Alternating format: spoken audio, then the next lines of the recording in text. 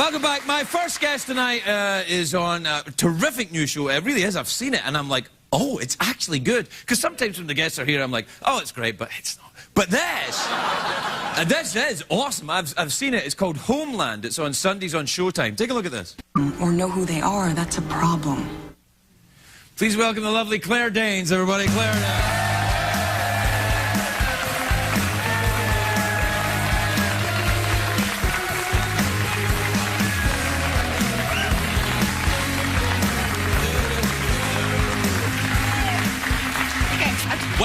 Well, Claire Danes. Well, Greg Ferguson. Well, how lovely to see you. Even nicer to see you, mister. You look very nice in your lovely frock. I'm wearing heels that are too high just for you. May I? They're very Yes, high. they are. Oh, they're Louboutin. They're Louboutin. Oh. Yeah. Anyway, and they're killing me. But, really? you know. Well, you take them off. You're amongst friends. I wanted to impress. You impress me without shoes, well, girlfriend. Thanks. Listen, I watched this show. I was just telling the audience, I watched the show. It's great. Thanks. I mean, it's really good, because sometimes you watch stuff that's not that good, and you have to pretend it's good, but this is good. Are you just saying that because my heels are very high? Yes, and... no, I was quite thank you. because you play a CIA agent. I do. But someone who's kind of... a little off. Yeah, so...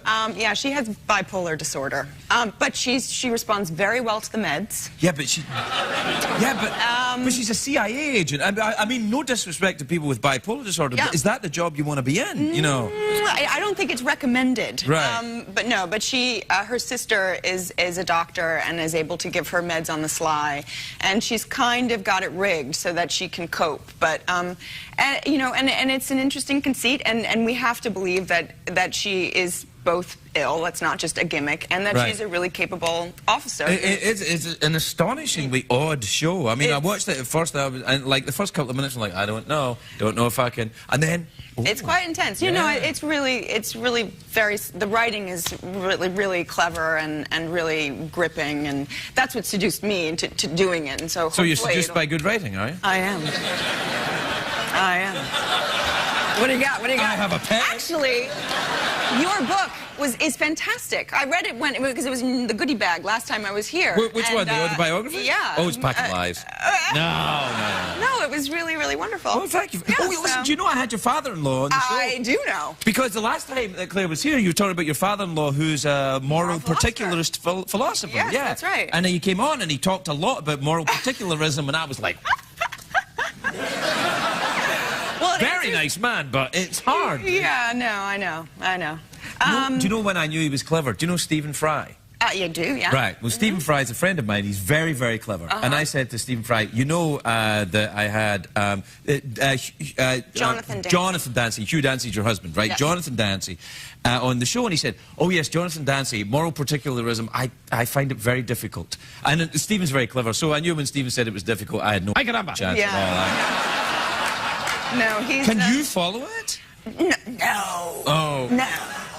No, but I mean, he's very gracious and doesn't ask us to follow it around the dinner table. Well, I think he was showing off with me though. He was saying there was sentence after sentence. I was like, what is that? Well, yeah. No, I think the basic conceit is pretty straightforward, but you know, what do I know? I don't know anything. Is that what attracted you to your husband? Is he very clever as well? He is. It's nice to be married to a guy whose dad is a moral philosopher. You know? Yeah. You know? Well, is it because then if you do something questionable, doesn't he say to you, my dad's a moral philosopher and he knows that what you're doing is wrong? Well, I never thought about it that way. And now I'm accountable as well. Yeah. Well, it came up during the email segment. Is it possible for people to be moral without religion? Right. Discuss. Yes. You know.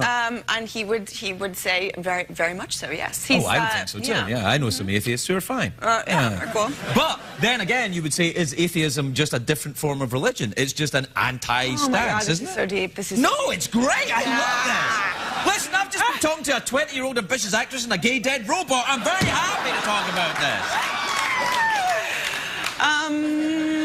Did you go to acting classes when you started? I did. Well, I started when I was really very young. Very young. So I did, though. I went to Lee Strasberg when I was 10, and then I went to a place called HB Studios in New York when I was a little bit older than that. And I went to a junior high school for performing arts, so... I mean, I don't know. When I sometimes I see, when I drive home, I drive past an acting school when I go home at night, you know, and even at very late at your region, and the... And there's always a bunch of actors outside, and they're always rehearsing lines, and it just looks like people who are hooking up, really, to me. There's a lot of hooking up. Well, I mean, yeah, that's our job. It doesn't change once you become a professional, I don't think, right? I mean, what? Yeah, I guess. Well, does it? Oh, I mean, I guess it does a little bit, because you can't... it's part of it. Well, yeah, but... We do other things, too, like we kill each other, and we spy on each other, and it's not just... Have you ever is a part of it. Have you ever killed someone? One of my first roles... No, I mean... Oh, like, really? Yeah. You know, like, out in the desert, I want to know what it feels like, and just, like... Like, you're at a 7-Eleven, there's no one else around, you go... you know... I'm not that method, but... oh, right. Yeah. I never have done that, either. No? Well, there's still time. Yeah. I no. Just don't get religious anytime soon, and you still have a shot. Well, I might. Well, sometimes people who are very religious commit very odd acts, and then they claim, That's you know, true. In the name of righteousness and God Almighty. Yes. Yeah. So, there's your problem right there. Yeah. They just need to make out. So, do you enjoy swimming? I love it, man. What a way to relax and get plenty of exercise at the same time. I enjoy drowning people. No. No, come on. No. Yeah, swimming's cool. You went to swimming school?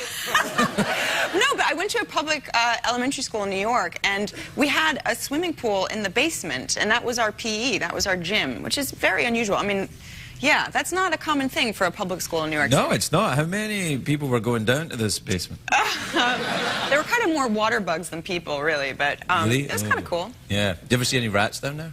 Not in the water, no.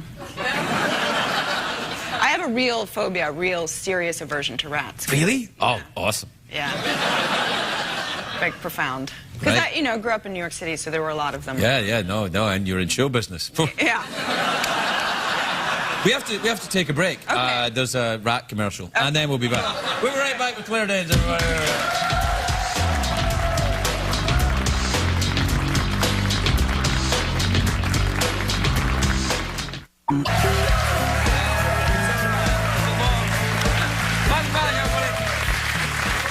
I'm talking to Claire Danes. The show that you're shooting, Homeland. Yes. Right, you make it in Charlotte, North Carolina. I do. That's, I make it. I weave it. You weave your magic. I shoot it. Yes, I shoot it there. Do you like to go out and swim there? And I've been to Charlotte, North Carolina. Yeah. And how did you find it? Well, I got off the airplane and there it was. But they. So I like the idea of Charlotte, North Carolina. No, I liked it there when I was there. I remember I went horse riding. Really? No, but I did go to the NASCAR. What I did is I went to NASCAR when I was there. There's a big NASCAR track. Yeah, we shot in the NASCAR building the other day. That's as much interaction with NASCAR as I've had. I think you should have more. Okay. I think that you should go, because they have a NASCAR school at Charlotte. Really? Yeah, they do. And you should go and you should learn how to drive a car on a banked track very, very fast. Okay, I will. It's really fun. Have you been to a NASCAR event? I hear the din is quite very, intense. very loud. Yeah. But I got 2 kids, so, you know, for me... Yeah, whatever. No, I mean, I got... one of my kids is 9 months old. Do you know how loud that is? Oh. Like, you go to NASCAR and you're like, it's okay, it's not that loud. Yeah.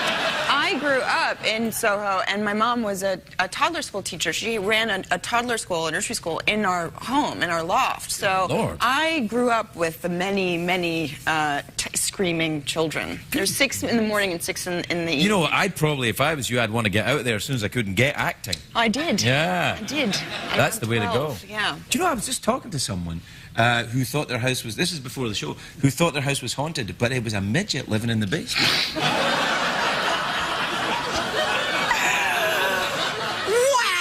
I know. I mean, that is how so could you not what I was expecting that story to go. Yeah. How did that work? I don't know. Maybe it was just a giant rat. No. No? No, it was I think... I think the midget was sneaking in at night. This poor guy was homeless, you know, so he was creeping in and enjoying, and then creeping out again. But not creeping so softly because. Well, eventually he was caught. Oh, and, poor guy. That's a very tragic. Yeah, I think it ended. Maybe well. not tragic. No, I think it worked out fine. Good. And adorably. Okay. Well, I made when I was doing. We shot Romeo and Juliet in Mexico City, and I walked into my trailer one day, and there was a man lying underneath my couch, like just a man off the street in my trailer. I love Mexico. Oh, it's like we were edited right there, just when I did that thing. You're good. Oh my God. You're good. That was the dirtiest story I ever heard. But it did. If you hadn't told me a story that dirty and sexy, I would not have believed it with my own ears. Well, I'm sorry, it's too dirty for the folks at home. All right. Yeah. No offense. You know, it's okay. It's fine. But it got a little hot in here for a minute. Yeah. All right, so. Yes. We're out of time. What do you fancy? Awkward pause, mouth organ. I think we already had our awkward pause. No, we edited it out. Okay. So, awkward pause, mouth organ, or you can go, there's a new option, go for the big cash prize. Give me the money. Oh, well. Uh-oh, what? You have to answer a question first. Oh, no. It's a quiz. Okay, all right. I'm going to fail. All right, here we go. I'm going to fail. Look, it's like proper money, $50 in singles, accepted at any strip club in these United States. Awesome. Is that real? Is that real? Wow. Yeah, it's real. Well, I'm not going to get too attached. That's right, because you got to answer the question first on the big cash prize. Okay. Jeff, we should have a jingle or something. Thanks.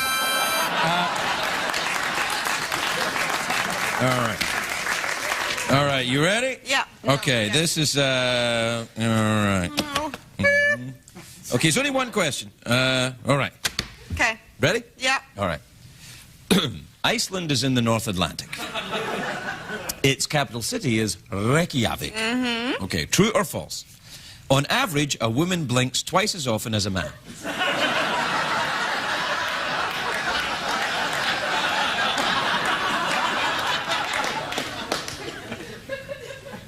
Are you all right there? False. Yes! The